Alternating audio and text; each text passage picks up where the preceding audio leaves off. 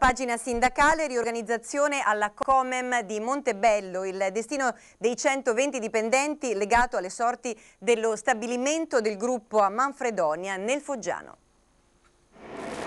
Un piano di riorganizzazione che potrebbe avere ripercussioni anche a Montebello. La Comem, azienda della multinazionale elvetico-svedese ABB, che in Italia, oltre che nel Vicentino, ha stabilimenti a Manfredonia nel Foggiano e a Ceggia nel Veneziano, è al centro di un progetto presentato alle parti sindacali venerdì scorso in associazioni industriali e discusso oggi in assemblea dai lavoratori. Secondo fonti sindacali, il piano prevede l'accorpamento in un unico stabilimento dei rami di produzione duplici. A farne le spese sarebbe l'azienda di Manfredonia destinata alla chiusura. Una linea produttiva verrebbe trasferita a Montebello e l'azienda vicentina perderebbe a sua volta un pezzo che sarebbe spostato a Ceggia.